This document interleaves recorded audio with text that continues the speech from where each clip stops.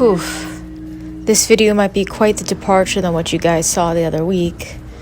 1 second is like a dream, and everything is so angelic, I have to question if it's even real. And then it all comes crashing down.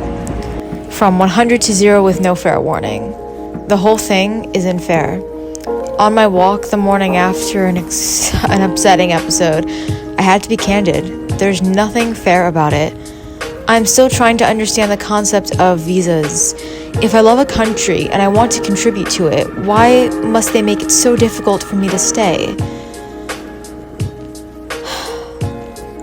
Why is the only easy way a regressive patriarchal route, where I must have a relationship with a French man to have full rights like an EU citizen? That just makes no sense to me. What makes that person more worthy of working or being a self-employed person than me? I'm just so tired of money ruling my life, of counting my pennies and wondering when my domino years of one struggle after another are finally going to come to an end.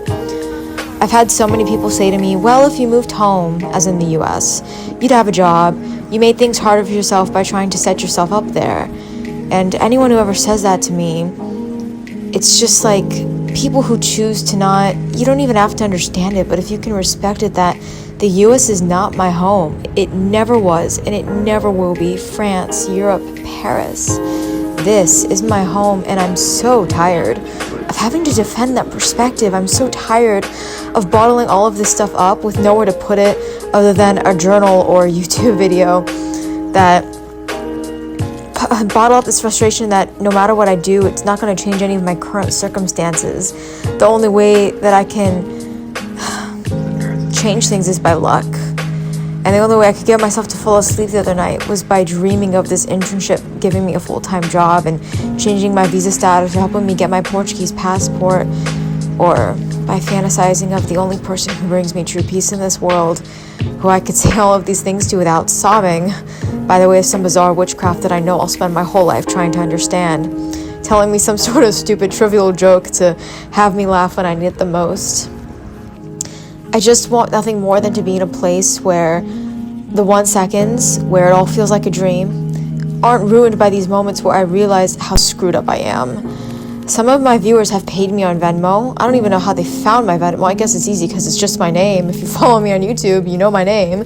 It's right there on the bottom. And if you're one of them, I don't think you realize how much that has meant to me.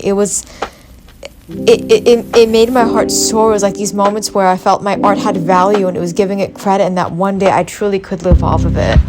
One day.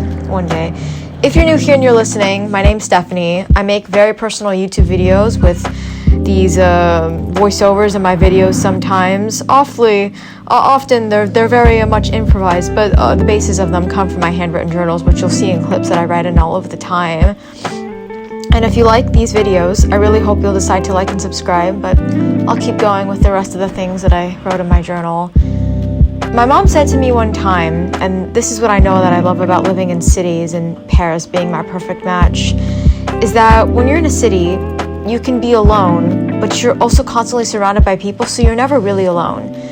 New York is like that, and Paris is too, but in a different way. In this 13th arrondissement mall walk that you're seeing, Cité de Fleurs, it's this neighborhood in Paris that's very, very tiny, where all the streets are named after flowers. Walking around, it's kind of reminiscent of the West Village in New York, but it's Paris.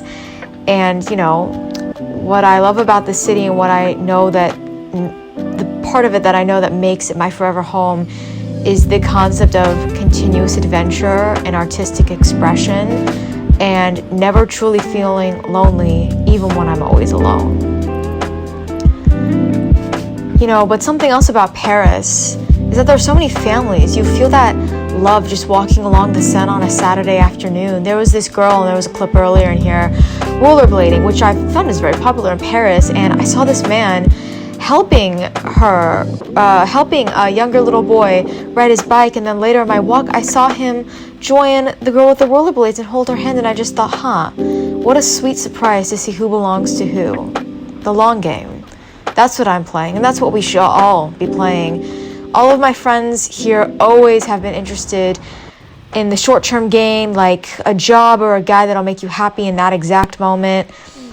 You know, there's a quote from The Perfect Date that if you find the person you're really meant to be with, you just start talking and a symphony commences. And Sydney to the Max, a show I like on Disney Channel, said, well, what if she doesn't like me yet? I don't want her to know that I like her. That's why I'm playing the long game.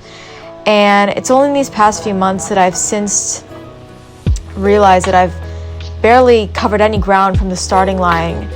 And there was this Rosengarten girl that I met, this girl I met in Switzerland. If you haven't seen my Switzerland vlogs, if you like this video, you'll love that video. It's one of my favorite videos I've ever made. She was telling me, but you'd be so happy if you took a chance and like things worked out with this specific thing, this specific person. But I'm looking at the bigger, greater picture for all things that I love. I wonder how it'll play out. I wonder, when will I get my Portuguese passport? How many years will I stay in this apartment? When will I buy my dream home here? When will money be my friend instead of my fear? I don't know. But it's all in the deal that I'm making to reap the best of everything that I'm learning to sow. The long game. It is what I'm playing. It is what I've committed to. And a lot of people tell me I've made it harder, but I'm trying to make it easier in the long run with less regrets.